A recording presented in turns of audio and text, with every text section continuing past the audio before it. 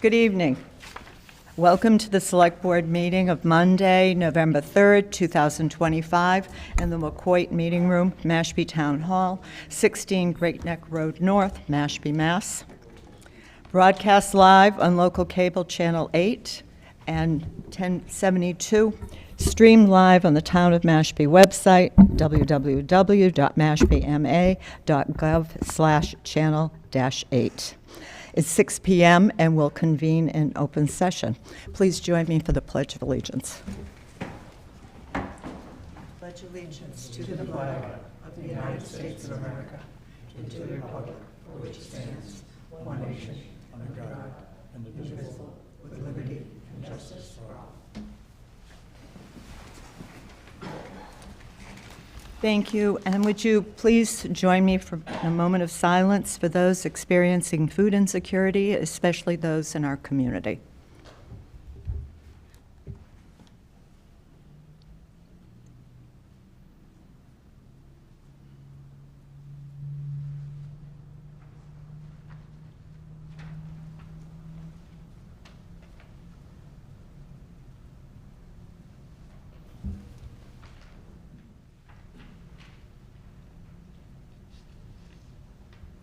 Thank you.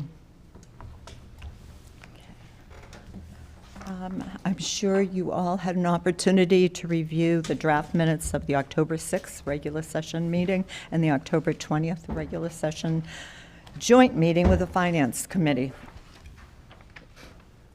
Is there a motion to approve? So moved. I just have a question on page 6. Yep. There was a motion on the contract for agricultural products, but there was no second. I don't know if that makes any difference in the minutes. Good catch. That is a good catch. Wow. Other than that, I would motion we approve it with that fixed. Probably have to have that, Could someone have a second, right?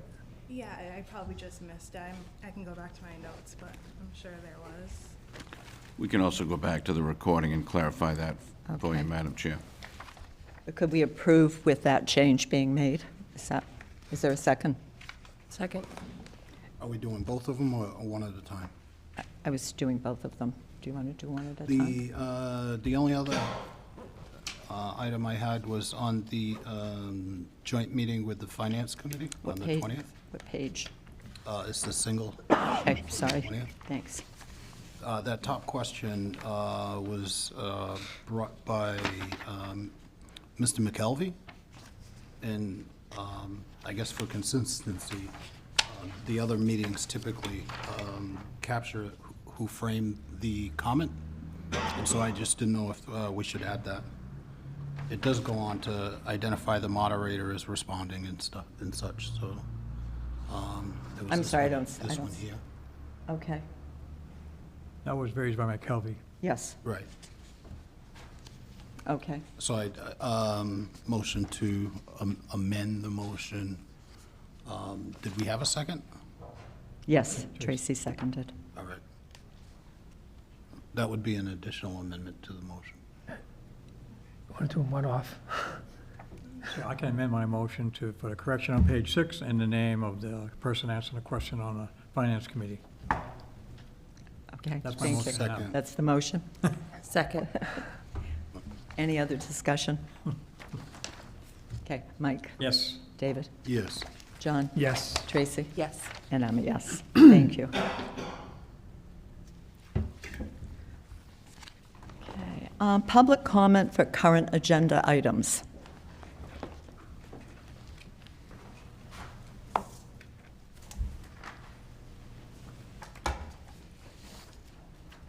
Is there any for current agenda items? Okay. So we'll move to the 6:05 PM fiscal year 2026 tax classification hearing with Mr. Joseph Gibbons, our assessor. And do you want to read? I think we. Are we still going to hear from Joe, or? Yeah. Okay. Good evening. Due to a lack of data, I recommend we postpone we open the hearing and then postpone the hearing till 2 weeks from tonight at 6:05, which would be the 17th of November. So you'd be asking for a continuance. Yes, Okay. But we're going to open the public hearing. but you have to open the hearing. Town of Mashpee Public Hearing Notice. Under Chapter 40, Section 56, as amended by Chapter 369 of the Acts of 1982 and Chapter 79 of the Acts of 1983, Mashpee Select Board will conduct a public hearing on whether the town of Mashpee should implement the Classification Act.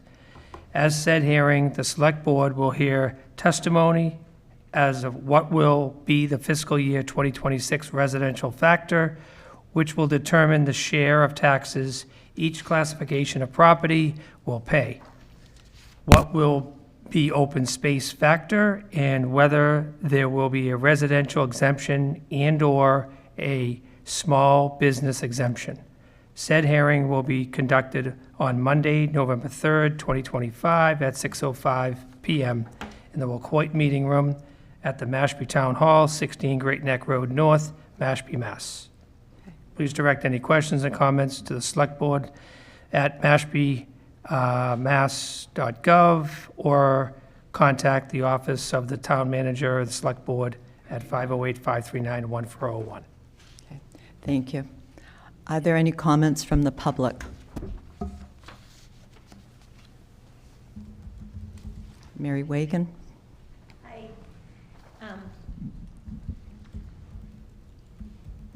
So you're going to continue it to a different time, right? We'll be able to make comments at that time? Yes. Okay, then I'm going to reserve my comments until then. Thank you, Madam Chair. Are there any other comments?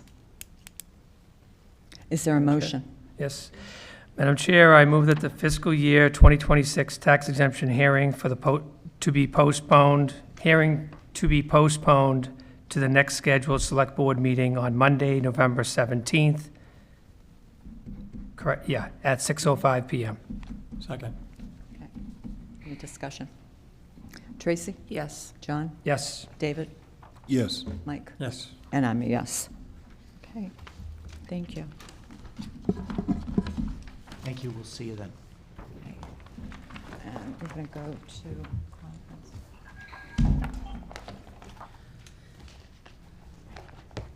And I haven't done this. How will I know they're with us? Ask if they're on.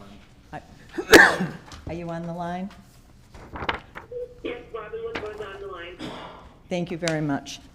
Okay, so let's open the public hearing. Okay, Town of Mashpee Select Board Public Hearing Notice. The Town of Mashpee Select Board will conduct a poll hearing on petition W0 number 1A7KPG4M dated September 16th, 2025 from Verizon New England and Enstar Electric Company doing business as Eversource Energy to install one new utility pole numbered PSA approximately 35 feet west of pole P5 on Quaker Run Road near the address of 31 Quaker Run Road. This pole is necessary to continue to support permanent power at the request of the resident located at 31 Quaker Run Road. Said hearing shall take place Monday, November 3rd, 2025 at 6:10 PM in the Wacoit Meeting Room, Mashpee Town Hall, 16 Great Neck Road North, Mashpee, Mass. You may submit any questions or comments via email or selectboard@mashpee.gov, prior to the hearing, or by contacting the office directly at 508-539-1401. Thank you. Mr. Assistant Town Madam Manager, Chair, please. the DPW Director had no concerns with the pole moving. Okay, thank you. Are there questions among the board? Are there questions from the public?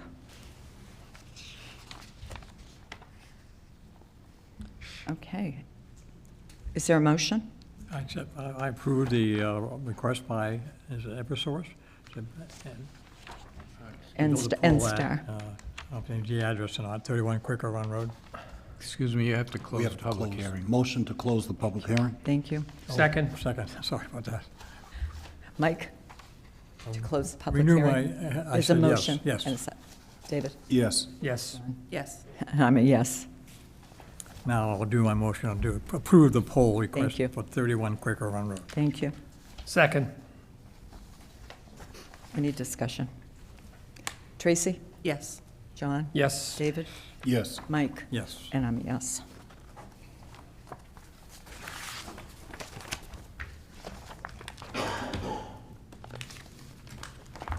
Madam Chair, you can hang up.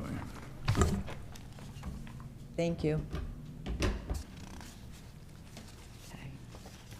All right. And we 4 minutes early, but it's up to it's up to you.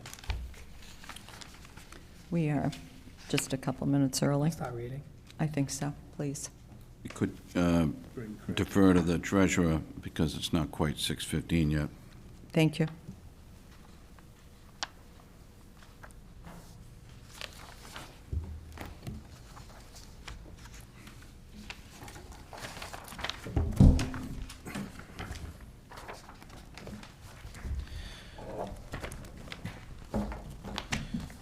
Good evening. The packet Good you have- evening. The packet you have in front of you is from the Town Bond Council. It is for $50 million, 0% temporary loan from the SRF. This is a portion of the $96.1 million Phase 2 sewer project. The SRF needs you to make a motion in the packet that's in the packet, so the town has access to the Phase 2 temporary loan at 0%. Plan is for the loan to become permanent in February of 2027, with the first repayment coming in February of 2028. Before I read the motion for you to vote on, I assume you want me to read it, unless you want to read it. Selectman Cotton. You have it. Okay. Do you have any questions? We don't have the motion in front of us. I don't have any questions. I don't know if anybody else does. The motion's pretty... Please. Sorry.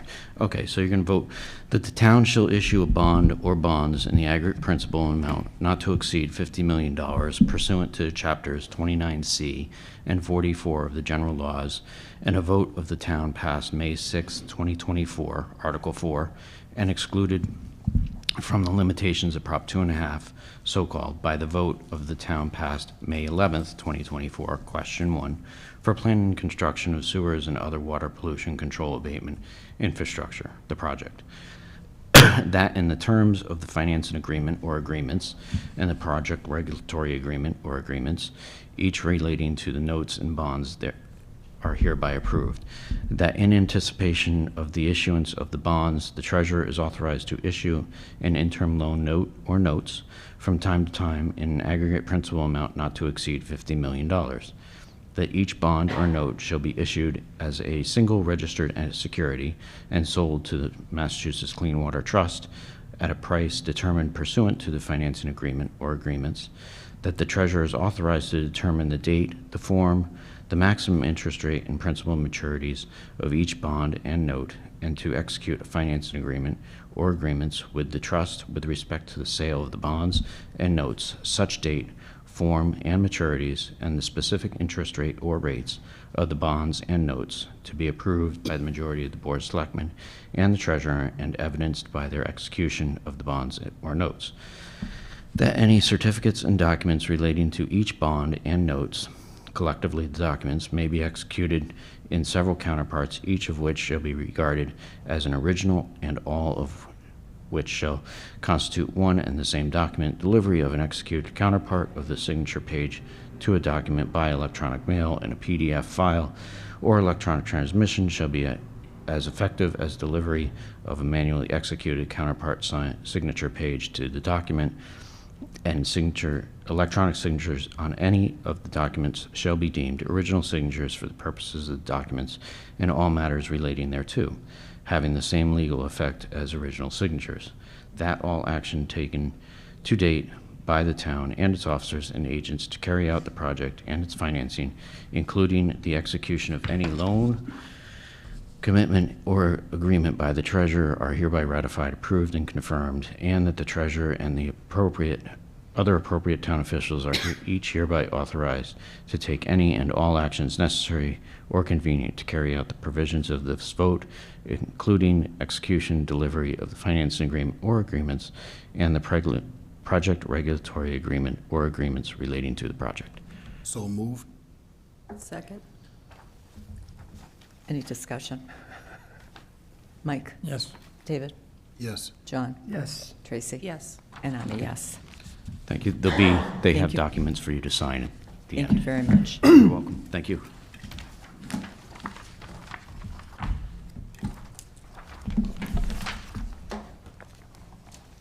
Madam Chair, ready? Yeah, okay.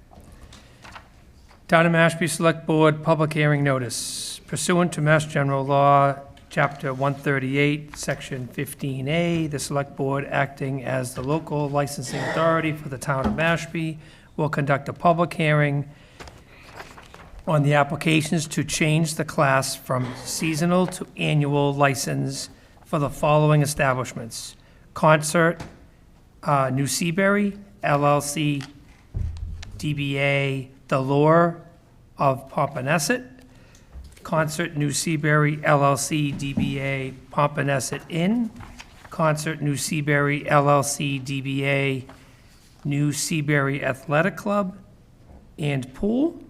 Said hearing will be held Monday, November 3rd, 2025, at 6:15 PM in the Wacoit Meeting Room, Mashpee Town Hall, 16 Great Neck Road, North, Mashpee, Mass. 02649. You may submit any questions and comments via email to the selectboard@mashpeemass.gov or prior to the hearing by contacting the office directly at 508-539-1401. Thank you. And thank you for being here. Could you just introduce yourselves, please? Sure. My name is Elizabeth Pisano from Upton, Connell, and Devlin, counsel for the licensees. With me is Sean Mosman. He is the manager of record at the Lure of Pompanesset Inn, and the Athletic Club. There are 3 applications before you for the 3 separate licenses to change them from seasonal to annual.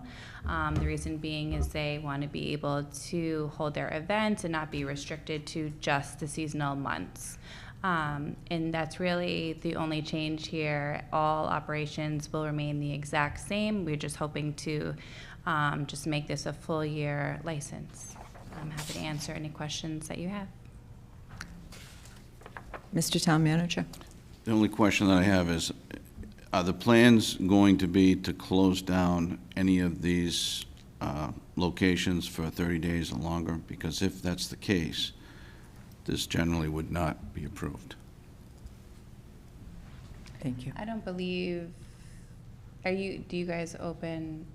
Currently, the Pompanesset Inn is closed from Columbus Day through mid-April, and then the Lures is similar.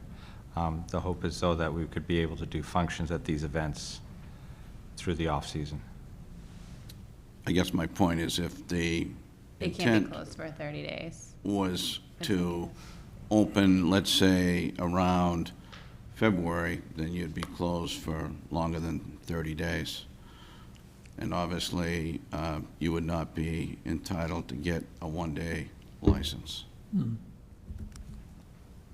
I think the Annual, plan is please. I think the plan is to be open without those breaks. And for whatever reason, if there are, we can revisit it.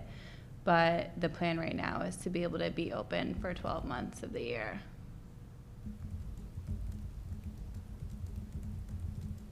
So you'll be open all winter without a 30-day interruption at any time? Yeah, I mean, they want to be able to hold events if there's like one-off events in, February, January, whatever those off-season months are. To say they'll be open 30 consecutive days in those months, I'm not sure if that's the exact plan. We can get more clarification on that from corporate, but. I guess what I'm hearing is if it's the intent is to remain open, do you currently have booked events that would address the issue of if it's normal to close for that period of time, do you have scheduled events now that would break that up so you don't have Yeah, to run into currently, the we 30 don't day? have any scheduled events because we're not actively selling the property during that time period. We'd just like to be able to sell the property during that time period, but without a license, we're not gonna sell it. I guess the workaround would be to Hold events. advertise, and then if you had at least something, then you wouldn't have that break. But I think our hands are tied per town manager's comments that without booked events, it's tentatively scheduled to close for more than 30 days. So I think our hands are tied until I don't think we address can that. book events until we would know that we would be able to. I was going to, for clarity, is that an ABC regulation, the 30 days, a state Right. regulation? We saw this, or I should say I saw this, and that was a concern that I raised earlier today, and I we believe did- we can give notice. I believe I could be mistaken, but I believe the ABCC allows the licensee to give the town notice if they're not going to sell for 30 days. I could be mistaken, but I feel like I remember that being. So what ABCC said is if it's a 2-week vacation or something along those lines, like sometimes we've had an establishment come in and specifically request a suspension or a shutdown in order to do some sort of maintenance or renovation, and the board has approved that historically. I've never seen the board, at least in 20 years, to my knowledge, Just for like a winter shut down for longer than 30 days without a scheduled plan. Because it's not really an annual, it's a seasonal. John, did you? Yeah, I mean, I guess my thought would be is maybe if we suspend, hold off on you keep the hearing open, and then maybe between now and maybe our next meeting or two, you can come back with, if your intentions are, basically, from what I understand, is you have to have some type of an event every 30 days, right? We can work with them and come back to the board, but I certainly would not be comfortable recommending that this be approved based on past history and based on the guidelines that we're accustomed to. Because I know, Madam Chair, you're all about process. I am not aware of anything that's been approved along these lines. So Thank you. my thought would be if we keep the public hearing open, if the board is agreeable, you have a couple weeks to go back. You have 3 operations to go back and say, can you have a plan with saying that you will operate this, every 30 days at all 3 facilities? And if not, if you can't tell us that, then maybe 1 or 2 or 3, we'll keep it seasonal. Just an opportunity. Okay. Was this club before it became Concert, before the ownership change, did they ever have an annual license at this location? Not for these locations, I don't think. No. Okay. Okay. It's always been the winter. I mean, like a lot of things on Cape, just. Yeah. And in addition to what you're saying, I think they would need to come back with booked events, not the Well, I intention don't- to book. So specifically booked events to show that we know that it's going to not be closed for 30 A days. business, they can't book, Yeah, they they can't wouldn't book an really- event without having a license. That's illegal. Yeah. They can't book and say, yeah, we're gonna be open, because they don't have a license Yeah. to be open. We don't want to So put it's- them in breach of any contracts that they book for events if they can't legally serve. I mean, if their intention, from what I'm hearing, I personally would be okay with, if you came back with, and maybe it's only 2 facilities that you can say, this can be the case, but we have intentions to, and it could be a team building event, it can be whatever, but you gotta use the facility every 30 days. That is the intent. I mean, we don't have a specific events planned, but that's the intent because that's why we applied for this. Yeah, but again, you're saying the intent, he's not sure about, I just think if we can leave the public hearing open. Solid Madam Chair, and then plans. you can come back with, be on You the can same open and page. just go back and get together. With your if you guys intentions. Set some events and come back. Okay, Correct. all right, that sounds good, Or don't set any events and keep it seasonal. I mean, those are your choices. understood. And you have 3 different license, or permits that you can consider, so maybe it's 1 or 2, and Yep, Maybe pick some charitable events just for the sake of booking events. that's a Great good idea. great idea. When is your next public hearing? Do you know when that's scheduled for, so we can? We meet again on November 17th, and then I believe on December 8th. Okay, okay, well, we'll be back November 17th if it's possible, if that's okay. We've got to get a notice out, though. What we'd have to do We're continuing. We're What gonna we'd have to continue. do is similar to what we did with the assessor, is just continue the public hearing. So Yes. that you don't have to re-advertise, do all of Right, that. we Right. already opened it, so. Yes. So you're going to continue it. Yeah. I just need a date and time. So would you be okay with the 17th? Yeah, that's fine. Madam Chair, would you accept I'm- a motion to, I'd like to Continue. hear if there are any public comments Okay. first. Are there any comments from the public? Okay, seeing none? Yes. so, motion to keep the public hearing open and reschedule, say, 6, Until the next 6:10? meeting? 6:15? well, Oh, tax classification? I would say. I want to be real. say 6:30. That's what I was saying, 6:30. 6:30, please. So November 17th, 6:30? Sounds Is your good. motion. Is Is there a my motion. Is there a second? Okay. Mike? Yes. David? Yes. John? Yes. Tracy? Yes. And I'm a yes. Okay. Thank See you you. in a few weeks. Thank you so much.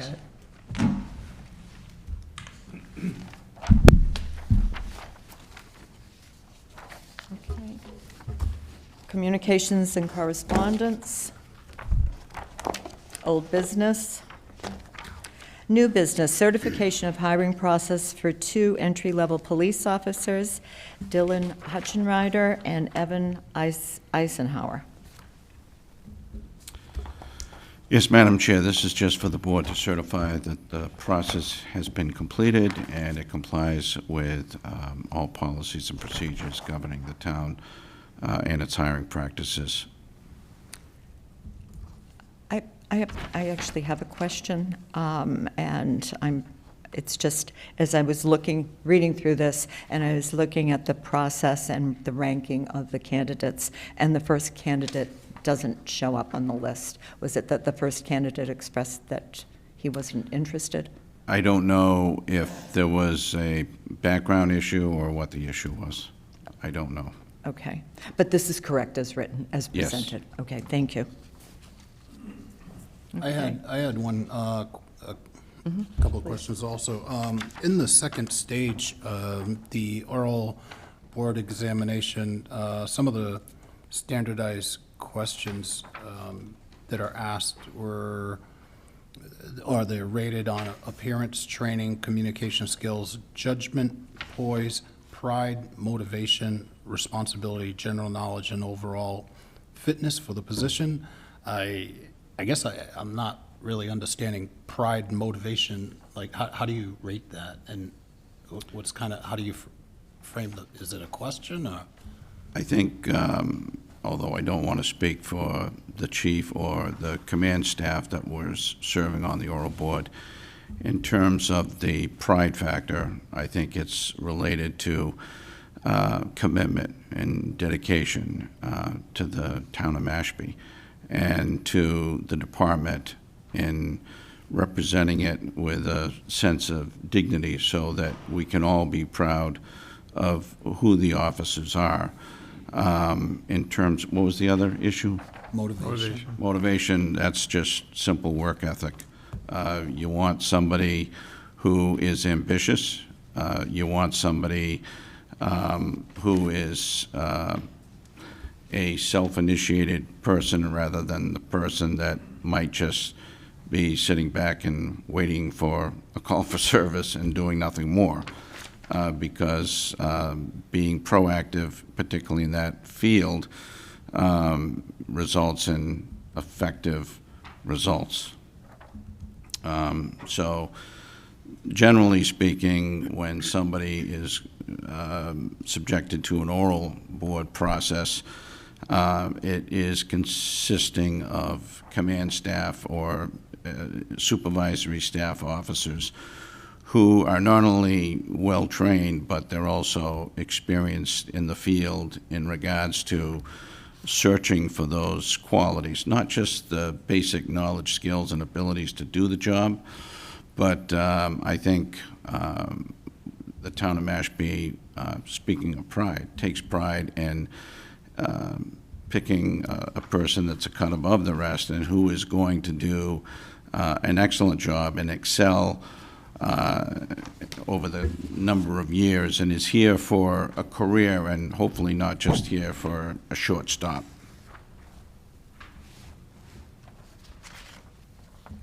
I think that's the only kind of, that was just for general awareness. I didn't take issue with the process at all. I just didn't fully understand that. I guess the only other question I had was, I guess the background check would provide insight into if anybody had any infractions to previous employment? Yes, sir. So essentially what generally occurs has been in the past historically is a written exam, physical agility exam, and a oral board examination consisting of command officers. And then subsequently it gets narrowed down to a group that goes to the chief of police for an appointing authority interview. Once that interview is completed, the individual is given what is typically referred to as a conditional offer of employment, and then the person still has to go through a background investigation, a medical examination, and a psychological examination. And once that process is complete, then the person is given an appointment date. Again, it's conditional if they're not certified, because then they've got to go to the academy, which is typically now around 6 months, and then they're referred to, if they're not certified, they're referred to as a student officer. They go to the academy, which is about 6 months, and upon completion, then they are the full-fledged police officer, and then they have to go through a field training officers program, and after they complete that, which is about 8 to 10 weeks or 12 weeks, then they have a 12-month probation, and once they complete that, then Then they file for Social Security because they have to retire. then hopefully Better safe than sorry, they I'd say. hopefully they've decided that this is a career. The only thing that's different in other states, which I think Massachusetts should do, but they do not. For some reason, the Commonwealth of Massachusetts doesn't do it. This is just a personal opinion, and I could be in the minority. I think any police recruit should be subjected to a pre-employment polygraph. I was in New Hampshire, and I think they should be in Massachusetts, and for some reason, Massachusetts does not allow pre-employment polygraphs administratively, otherwise, for police officers, and I think it's a mistake. Is that I just think at the federal level? What's that? Is that just for federal? It's just for Massachusetts. So municipalities? Yeah. They don't, okay. Yeah. I think if you're going to give a badge and a gun to a person to be a police officer who's responsible for searches, seizures, arrests, etc., use of force, whether it be non-deadly or deadly, they should be subject to a polygraph before their appointment. So if you're ever speaking to a state legislator, you can be welcome to share my opinion. I think it was nice to also see that, you know, both individuals were somewhat local. One was actually a product of Mashpee, and that's, that was nice to see. Is there a Motion to motion to approve the certification of hiring process for 2 entry-level police officers, Dylan Hutchenrider and Evan Eisenhower? So move. Second. Mike? Yes. David? Yes. John? Yes. Tracy? Yes. And I'm a yes. The next is request of membership change from full at-large member to associate member for Alexandra Zolo for the Conservation Commission. So moved. Second. Any discussion?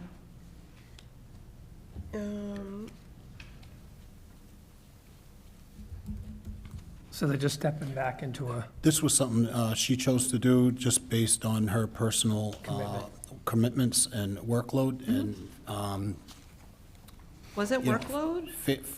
I don't- family responsibilities. Okay. She chose to make this transition. Right. Tracy, did you have a question? Yeah, I wasn't sure. When I read the letter, I didn't get that it was the workload side. Sorry.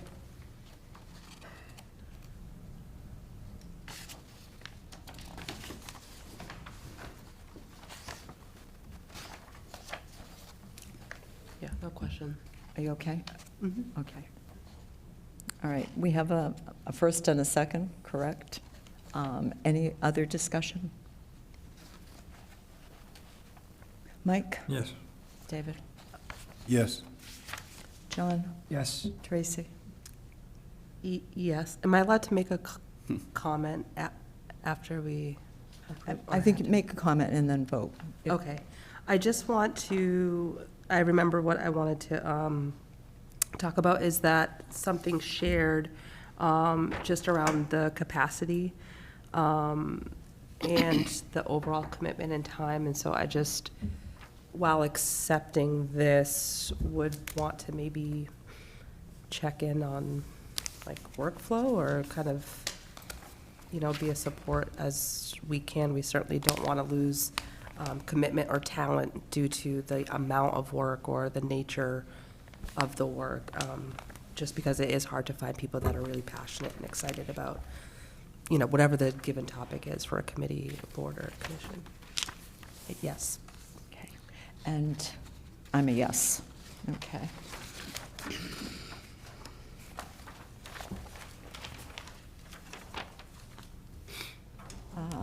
A discussion of submission of letter of support for House Bill H. 4082, seeking to change the current non-refundable Title V septic tax credit to a refundable Title V septic tax credit. Madam Chair, I think you missed one on The executive? I did. Let me come back to the executive. Thank you. So we received, I received an email from Jonathan Kaufman, who is a member of the Falmouth Water Quality Management Committee, about this House bill. And essentially, what's happening right now, as we know, it's really a challenge for many of our residents to be able to afford to pay for hookups to the sewer. And one of the things that's really been an advantage to them, to many people, is that there's a tax credit of up to $18,000 paid over 4 years for costs, up to 60% of your hookup charges. So that, combined with the Aqua Fund, made a real difference for people. Unfortunately, what many people are finding is that Massachusetts tax credit works very well if you're paying that much into Massachusetts state tax. But if you're a working low-income or middle-income family, oftentimes you're not receiving the benefits of that. So what this would do is to change, this bill submitted by David Vieira, would change the tax credit to a tax refund. Yeah. So are there questions or any discussion? I think it's wonderful, and it's more supportive to working class families. I too like it, only because, like, if you're investing in upgrading your septics and things, it's only good for the environment, and giving a credit for that and acknowledging that kind of, financial strain on them, offsetting some of their cost. I like it the way it's framed Okay. myself. So we need to, if we're going to, as a board, support this, we need to submit written comments. So that's one way, the best way to support it is to submit written comments through November. And those letters of support will aid with the Joint Committee on Revenue, which will decide mid-December whether the bill progresses along the legislative route. So do we need a vote? Wouldn't or we just- ask the town manager to send a letter of support? Is that a That would motion? be my motion. Okay. Second. Any more discussion? Tracy? Yes. John? Yes? David? Yes. Mike? Yes. And I'm a yes. Okay. Let's go back to discussion of authorization for chair to review, approve, and release executive session minutes on behalf of the Select Board. Please. If I could, Madam Chair, I just want to remind the board of an existing policy, Policy 034. Currently, under your policy, declassification of executive session meeting minutes, working with the chair, staff shall, at reasonable periodic intervals, conduct a review of executive session minutes in accordance with the following guidelines. Staff shall, at the end of each quarter, review all executive session meeting minutes of the board. The minutes, along with the comments, will be forwarded to the chair for a final determination as to whether said minutes warrant continued non-disclosure in accordance with the provisions of Mass General Law, Chapter 30A, 22. If the chair is unable to make this determination based upon his or her review of said minutes and comments, the minutes will be forwarded to Town Council for further review and recommendation. Upon determination that any executive session meeting minutes shall be declassified, such determination shall be announced at the board's next meeting, and such announcement shall be included in the minutes of that meeting. That policy is already in existence, so we're just looking for a minor change in guidance for the chair to be able to take a look at the prepared executive session minutes.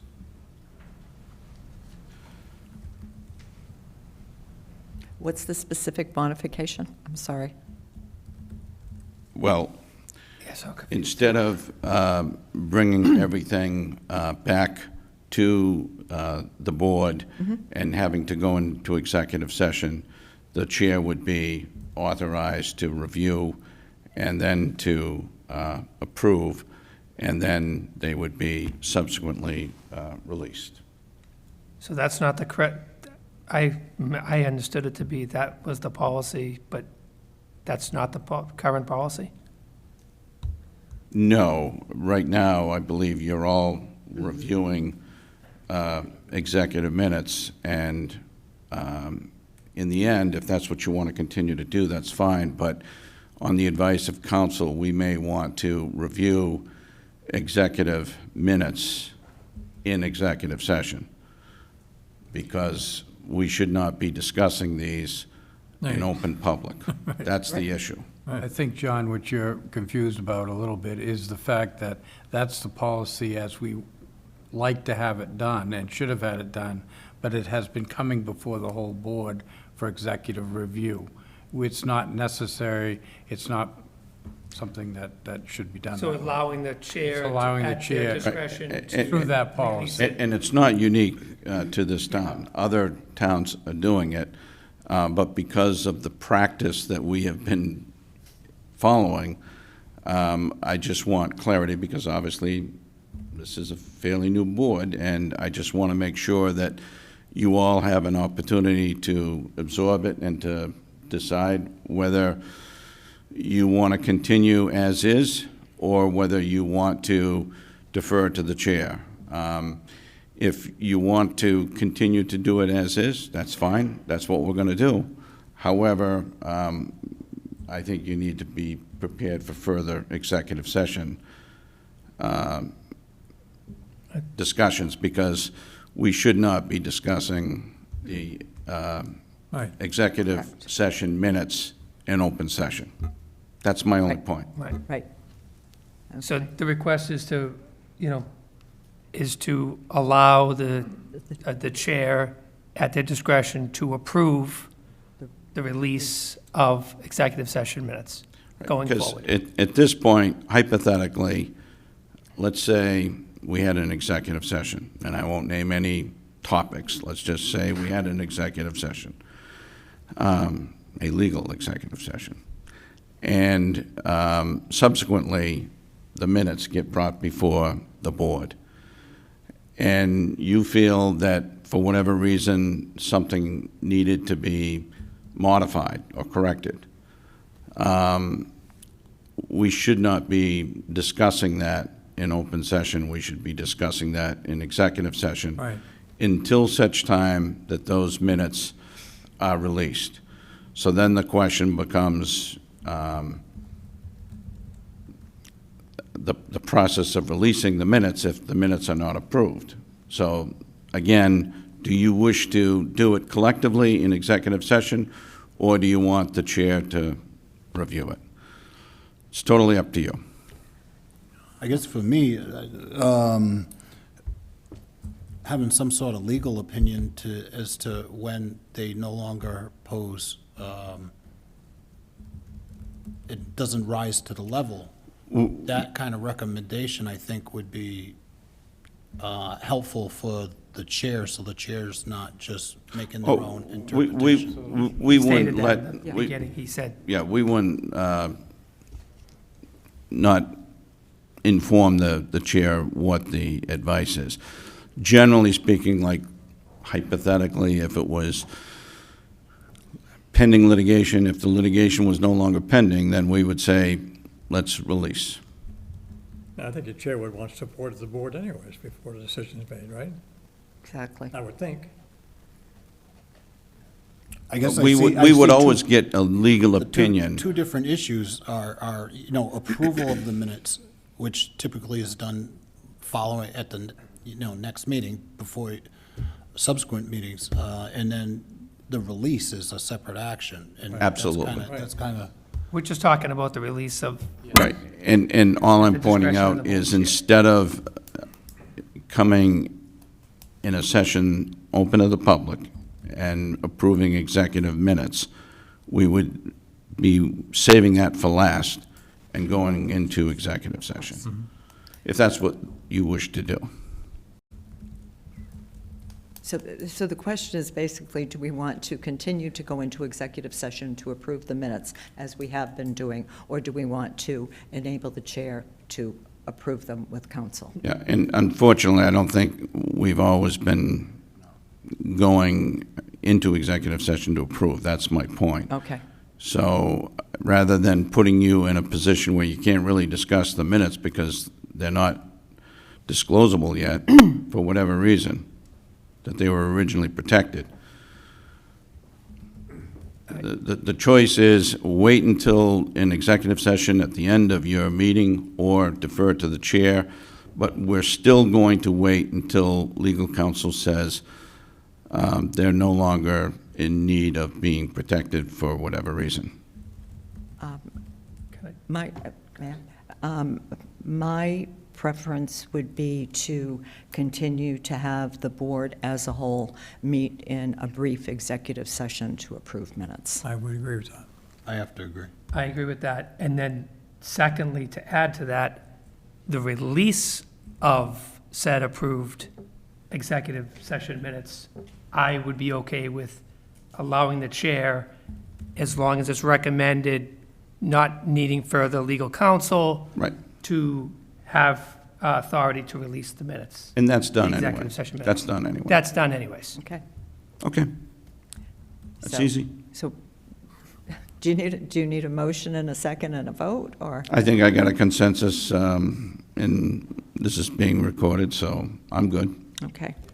Yep. All right, thank you. The next is discussion of SNAP, the Supplemental Nutritional Program, its potential impact, the discontinuation or the pause in that, the impact on that on Mashpee residents. I asked for this to be put on the agenda so we could have a discussion about local impact. We're looking at a pause in SNAP or a reduction, temporary reduction in SNAP benefits. At the same time that we're looking at many local workers being furloughed. So people experiencing an interruption in pay at the same time as benefits are being held. So this actually couldn't come at a worse time for our local food banks. It's coming right before the Thanksgiving and Christmas holidays. And the reason I've asked to have this put on is I know the Chamber of Commerce is in full swing. We have an amazing Chamber of Commerce. They're working to address that. And I'm going to ask Tracy as liaison to speak about what they're doing in just a minute. What I'm hoping this board could vote to authorize, to do is to authorize the town manager to use available resources, say that a police vehicle or a van when needed, to help with the delivery of food when appropriate at the town manager's discretion. That would be, I think, a real help to the local food bank, perhaps the Council on Aging, as we're dealing with this issue as a community. But Tracy, do you want to talk about what the Chamber's doing? Because they're doing amazing stuff. Sure, thank you, Madam Chair. And I'm going to put a couple of extra resources too from the Mashpee Public Schools after that as well. So there are a couple of things that the Mashpee Chamber of Commerce is doing proactively to support this SNAP hold or possible reduction in benefits. They're organizing a community food drive to benefit the Christ the King Food Pantry. It provides essential support to Mashpee families year-round. So they're placing small shopping baskets in local offices and businesses. And what they're doing is collecting canned goods, non-perishables, and volunteers will pick those donations up weekly through Thanksgiving. And then they will do that again at the end of December to help restock the pantry. Again, as Madam Chair stated, this is the busiest time of year for a lot of food banks. And so with layoffs and reduction of benefits, it's really important that we be as supportive as possible to our town, our residents. So if you can donate, keep an eye out for those baskets and small local businesses and offices. And also, they are going to do a fundraiser to support further. So they'll be doing a fundraiser at the Mashpee Farmers Market. That's going to take place on November 16th from 11 to 2. It's at the Clam Jam. So ongoing support and commitment as you can, as you are able, through a very tough time for local families and residents would be greatly appreciated. Again, that fundraiser will take place on November 16th at the Clam Jam for the Mashpee Farmers Market, and that's 11 a.m. to 2 p.m. And I also have a few resources that were sent. You should have received, if you have a child in the Mashpee Public School System, you can check your email. There was official correspondence set out from the new superintendent, Dr. Connors. There's a whole list of local food banks, and she also sent out a family support request form. So It's really simple. You can go on the link in your email and click on request form and put your information is. That information will be confidential with the school, and hopefully that, people know their town is supporting them, and that families should not go hungry. In that email, also, again, there's a list of not just Mashpee resources, but Cape-wide resources, so you can go ahead and look into those as well. And the links for each of those resources is right in the email from Dr. Connors. Thank you very much. John? Madam Chair, just to add one more to that, actually, as a reminder, our very own Mashpee Rec is doing the 11th annual Fill the Van on November 20th. And donations go to both Christ the King and Falmouth Service Center. And the community donations can be dropped off at the fire department, police department, library, rec center, and I believe it's the COA is... Council on Aging. Council on Aging. So that's also happening, and that's an annual event. So I think everyone is banding together to do their part, which is great. Thank you. Anything else? Could I have a motion then to authorize the town manager to utilize town resources at his discretion to support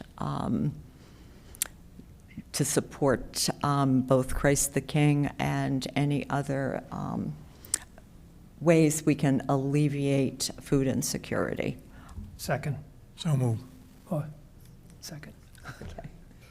Any other discussion? Mike? Yes. David? Yes. John? Yes. Tracy? Yes. And I'm a yes. Thank you. Okay. Public comment for any item not on the agenda. I have Terry Ronhock.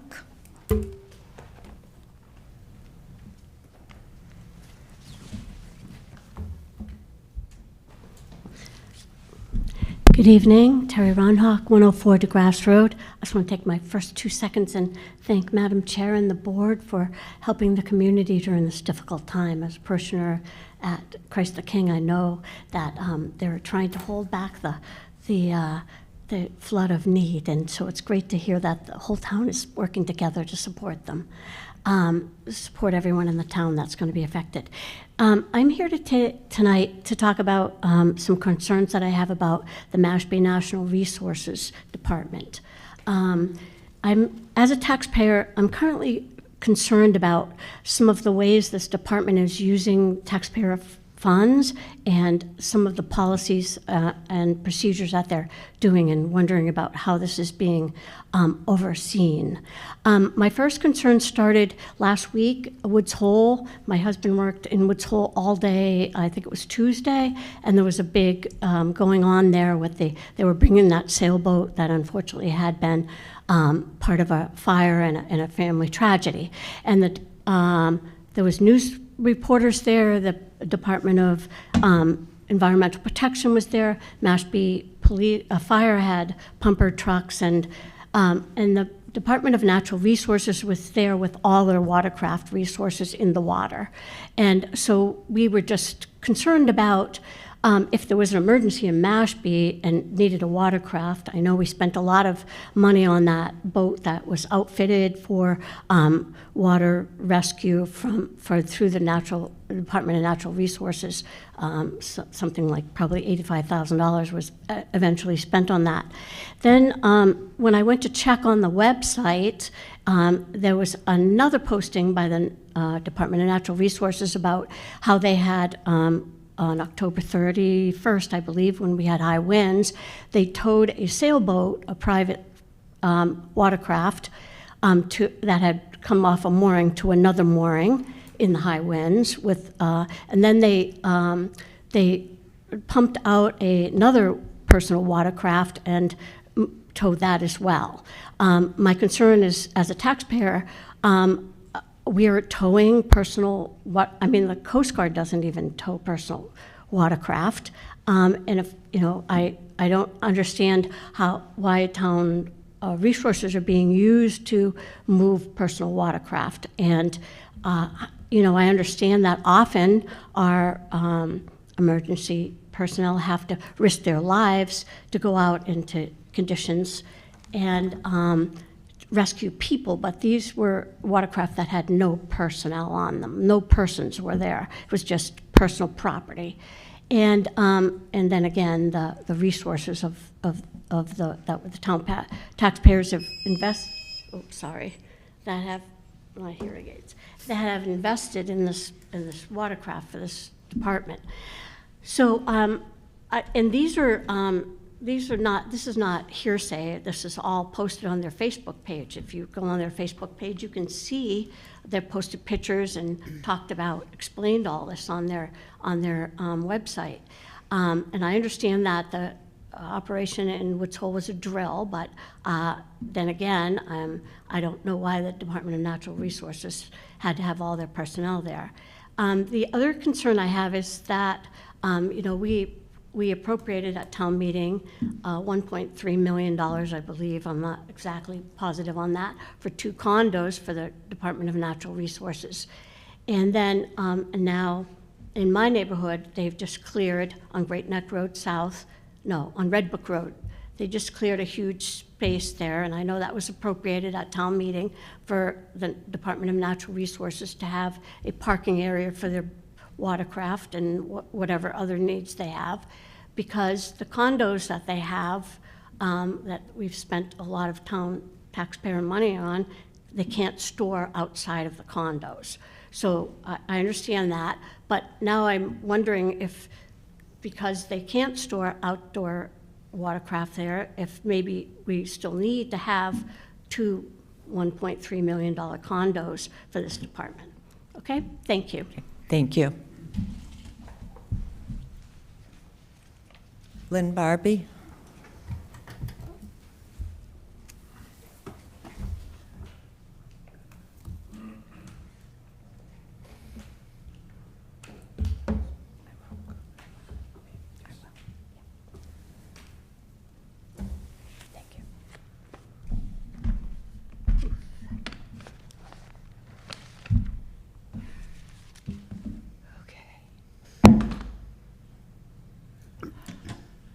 Good evening, Lynn Barbie. I'm here as the chair of the Human Services Committee. And as such, I want to thank Frank Fantasia and all of his crew at Christ the King Food Bank for all the work that they're doing. I think it's really important to keep things going there. And he said they're getting good support, so I'm glad we have other ways of doing that support. But I'm mostly here because our local paper, our wonderful local paper, did have an article about the new program with the Human Services and Health Board called Credible Mind. And it's a new program that just got started. It is a mental health online product, and the Human Services Committee and the Board of Health have been working now for several months putting this all together. I noticed that out on the front table out there, there were a couple of flyers about that. And that information is now available on the Human Services Department website. There's a little click for the Credible Mind. And I would urge everybody to check into it, because it's a resource that would be available to everyone, and it's something that we've invested as a town to do. And I hope that we will see some results from that. So again, I urge people to go on to the Human Services website on the town webpage and check out the Credible Mind link that's on there. And also, I have posted some of that on Facebook so that more people have access to it. And I really want to thank Zachary Seabury from the Board of Health and Gail Wilson from Human Services for pulling this all together. It's an important program, and hopefully will be very useful to people. Thank you. Thank you. Oh, and that answered my other question about what's going on Red Brook Road, so thank you. With a clear cut there. Thanks. Thank you. Mr. Fantasia, you're here with us. Would you like to provide public comment? Oh, good.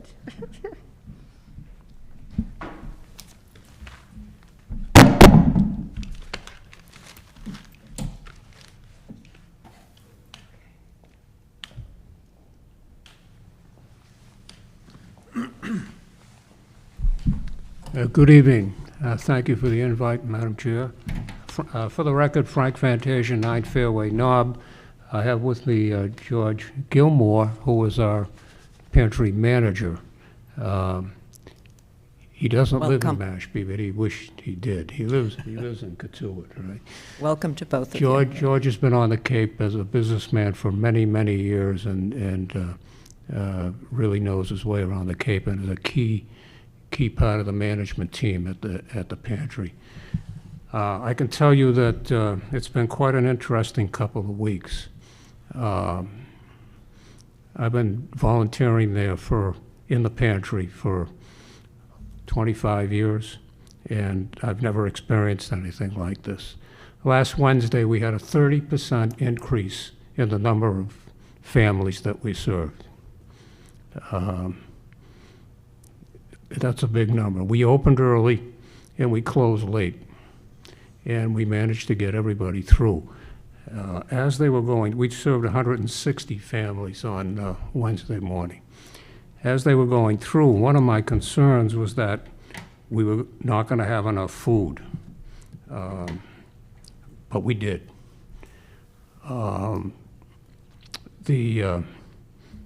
The crew stepped to the plate. Nobody complained. They dug in, and we made it happen.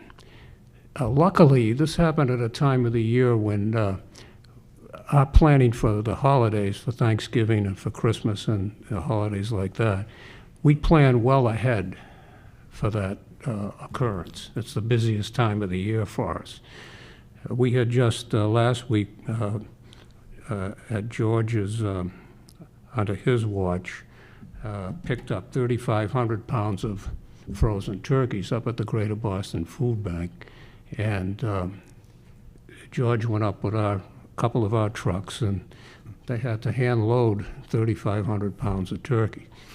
I don't know if you've ever done anything like that, but they come 4 in a box, and the box weighs about 80 pounds. So I didn't go. You know, George is much younger than I. He went with the other guys.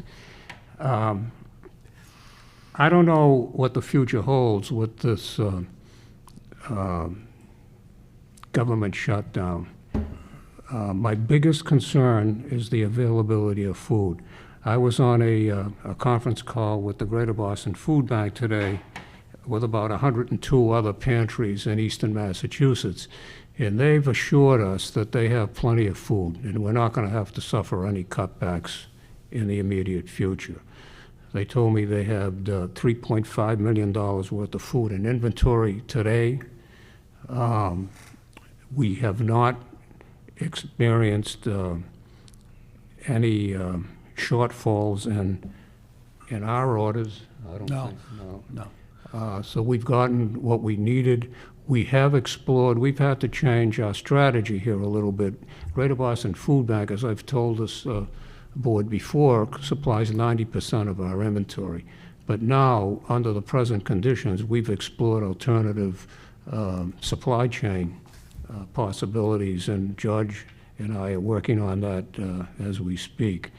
The problem with that is that we stumbled on one national company that's willing to donate food to us, and we're working that side of the street. Others have asked us to pay for it, and that's okay too, but if we can get it at a wholesale price, I'm in a position to do that. One of the things that we're trying to do now is raise funds through gift cards. So people on this board have asked me what they could do. One of the things you could do, rather than just, it's not all about cans of soup, believe me when I tell you. If one of the things you can do is people want to donate, if they can give gift cards to from the local supermarkets in $25 increments, and then based on the size of the family and the needs of the family, we can dole it out in those increments. That helps us in two ways, because if I have to be forced into dealing outside of the Greater Boston Food Bank, I'm going to need funds to buy from some of these other suppliers. So I could use it for that, and I could also not ever have to say to a client, I don't have enough food for you. The worst I can do is say, here's $100, here's $150. I don't have the food, but I can at least give you the money to do it. So I never have to say no. The phones we've gotten a different kind of call on our hotline the last couple of weeks. People have called to, because you talk about food insecurity, they're food insecure. They don't know what's going to happen. George and I were at the pantry on last Sunday, taking care of a woman that works in the town in the healthcare business. She was a little bit frantic because she didn't have food for her and her family. George and I filled up a couple of carts and put it in her trunk, and off she went. She's coming back this Wednesday to register as a member of the pantry so we can take care of her. We registered 20 new families last Wednesday. You know, percentage-wise, that's a big deal for us. So it's not business as usual, but I think we're okay. The response for the community has been overwhelming. It's been overwhelming. And George and I communicate daily, and he brought in almost $6,000 today in donations, and over the weekend, just by hanging around, I came up with, about $2,500 and over lunch. And so the Chamber of Commerce has been in contact with me, and they're doing wonderful stuff. And as I said, it's not all about food. We have a special menu that we give out. We gave it to the chairman of the chamber and other people in the community, some of the service clubs. And it's items, some of them are non-food items, but it's things that we have to pay for, non-food items, that if you get these donated, I can use that money to put towards food. And we have a pretty sophisticated inventory control system here.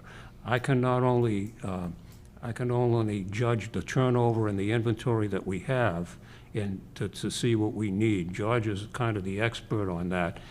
But we also can rate it nutritionally. The Greater Boston Food Bank has a nutrition rating, a color-coded nutrition rating. And we built our system to mirror their nutritional value. So when he puts in an order, I can look at the outcome and see how we rate on that chart for nutritional value. And that's about it. You have any? Yeah, just briefly, very briefly, I know we're over our time limit here. It is important, the gift cards are very, very important. And what we've been able to take in from our local supermarkets and donations is a wonderful thing, because we're limited to 6,000 pounds a week from Boston. Now, when we were serving 120 people a week, that was fine, but 6,000 pounds isn't going to cut it, and that's the most they can do for us. So these food drives that are held and the gift cards, the donations are tremendously important to our operation. So we'd like to thank you very much for your time tonight. Yeah. I can tell you this, you know, nothing in life is guaranteed, as we know. But I'm going to give you a guarantee tonight. Nobody in this town is going to go hungry on my watch. I almost said by hook or by crook, but I don't want to say that. Thank you very, very much, both of you. Thank you, folks. We appreciate it.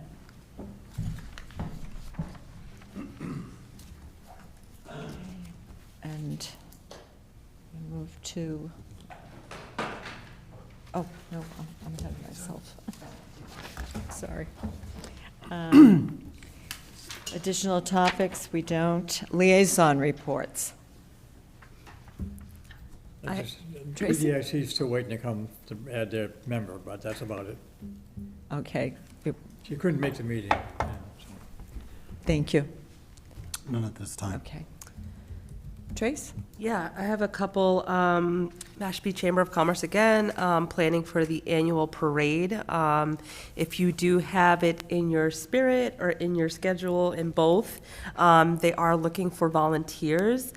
They're also looking for some supports if you can, for sponsorships as well. It's a wonderful annual event, and it just brings the holiday cheer to the town.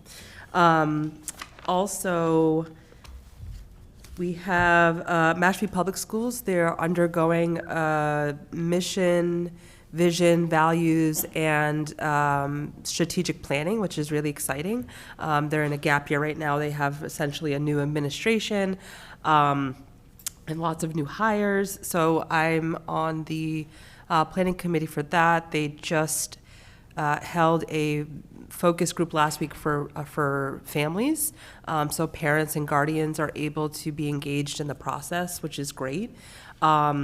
So keep an eye out for that. From Mashpee Public School Systems, there are different focus groups as the strategic plan gets refined as the months go by. And I also had Credible Minds. I just want to do an extra plug from, thank you for sharing, Lynn Barbie. So for the behavioral health portal for the town of Mashpee, there's also if you make your account by November 30th, there's also a lottery to win a $100 gift card. And that's by going on to the Credible Minds website and creating an account by November 30th. And I already went poking around in there. There's a great toolkit. There's multiple toolkits in there and different resources as well without even making an account. So I highly recommend folks go check that out. Super, thank you. John? Oh, yeah. Do you have, so water quality updates. I don't think there's anything since the election for water quality updates. Town manager updates. Yes, in regards to the luxury transfer tax, the summary is it will require local buy-in through town meeting. Funds will be returned to affordable year-round housing trusts of the town in which the sale occurred. No more than 10% of the funds collected from each town will be retained to offset administrative costs and for regional housing initiatives. The minimum threshold will be $1 million, with towns having the ability to set a higher threshold when adopting the fee. The first $1 million of the sale price of the home will not be subject to the fee. And the home rule petition should allow towns the opportunity to adopt a fee between 0.5% and 4%. Some of the comments relative to the towns throughout Barnstable County, I think the focus is the spending of hundreds of millions of tax dollars to address water quality, and what happens in one town has implications for the tax burden in other towns. For example, Mashpee watershed or shares of watersheds with Sandwich, Falmouth, and Barnstable. Any development within the watershed will have implications for water quality in the town of Mashpee, and thus implications for Mashpee taxpayers. So that's a little summary on the luxury transfer tax. I know that Mark Forrest left me a message this afternoon. I think maybe this is something he wanted to discuss. And full disclosure, I didn't get an opportunity to get back to him because I was tied up in meetings.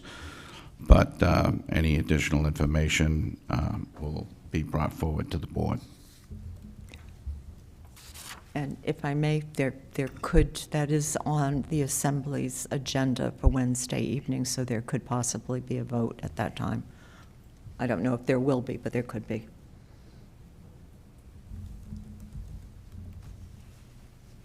So if board members have comments, you could send them to your Assembly delegate.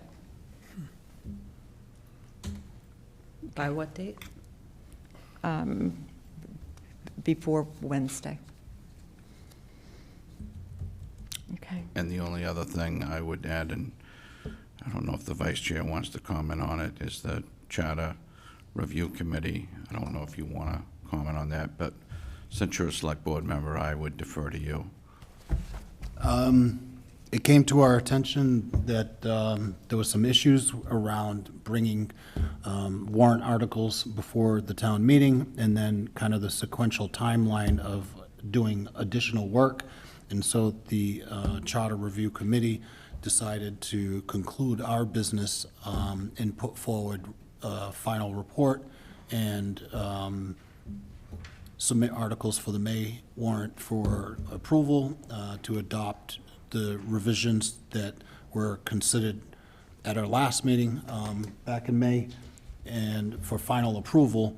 And then in the report, we will include items that we were considering pursuing further and as recommendations to the next iteration of changes at a future date. And there may be some other items incorporated into that final report. I didn't mean to put you on the spot, sir. That's fine. I just thought. Hope I did it justice.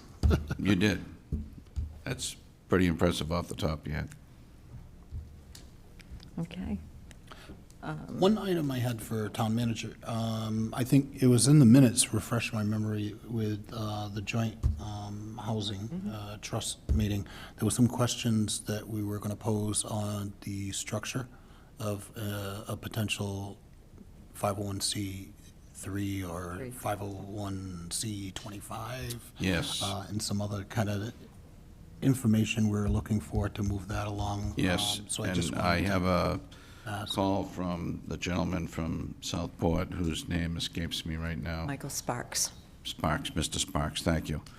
I owe him a call as well, and I will hopefully get to call him tomorrow. But I think he's got some information for me. Excellent. Okay, excellent. Right, I think next is, oh, you have it. I motion to enter into an executive session in accordance with Mass General Law, Chapter 30A, Section 21A3, to discuss litigation strategy with respect to Michael Kanata versus Town of Mashpee, Kanata 2, or Kanata 2nd, Superior Court, Civil Action Number 2372CV00119.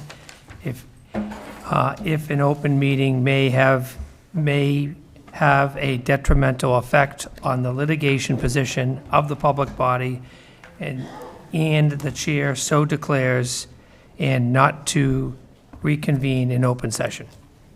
So, and I declare that this would have a detrimental effect on the litigating position of the public body. Second. No, it's usually good. Mike? David? Yes. Yes. Tracy? Yes. And I'm a yes.